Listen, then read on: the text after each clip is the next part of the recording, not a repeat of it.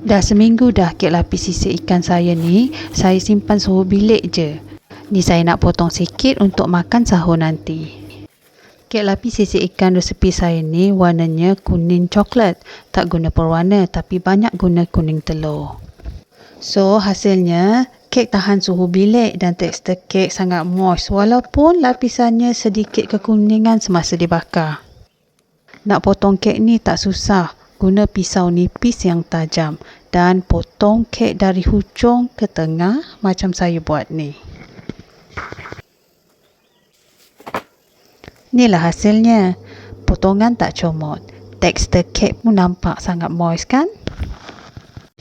Buat kek lapis sisik ikan ni sebenarnya tak susah. Bahan pun tak banyak.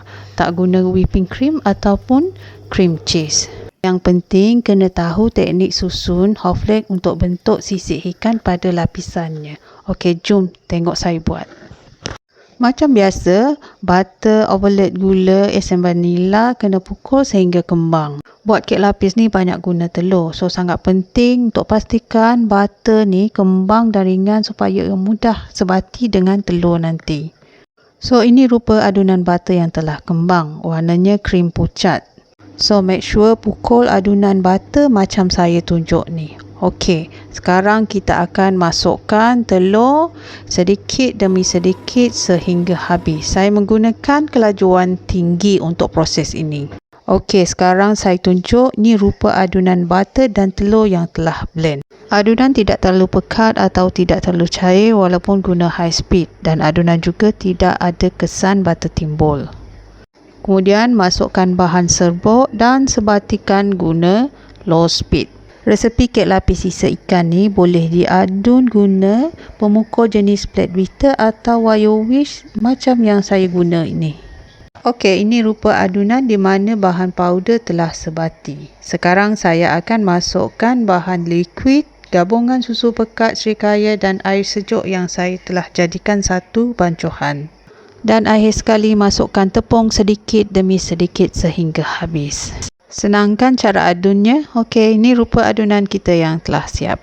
Okey, sekarang saya akan tunjukkan proses penting iaitu cara melapis dan susun half leg untuk bentuk sisik ikan pada layer kek ini. Adunan layer pertama dilapis dahulu seperti biasa tanpa perlu disusun half legnya. Dan bakar adunan selama 8 ke 10 minit atau sehingga masak. Setelah adunan pertama masak, sekatakan permukaan kek dan tuang adunan yang seterusnya. Ratakan adunan seperti biasa dan bakar dahulu adunan ini selama 3 hingga 5 minit.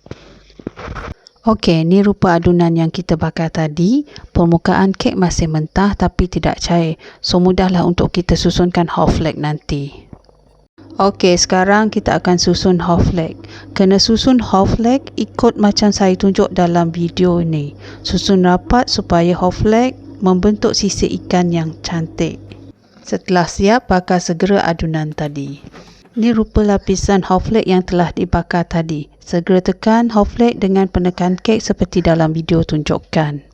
Kemudian tuang adunan yang seterusnya dan ratakan adunan ikut arah half leg yang dibengkokkan tadi.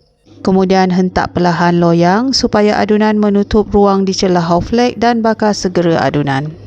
Setelah adunan tadi masak, tuang adunan yang seterusnya dan bakar adunan tanpa susunan half leg. Adunan tanpa susunan half leg boleh dilapis selang 2 atau 3 lapisan. Dan untuk lapisan terakhir boleh dilapis secara plain sahaja atau susun half leg seperti dalam video tunjukkan. Okey, siap sudah sebiji kek lapis sisik ikan dan selamat mencuba resepi ini.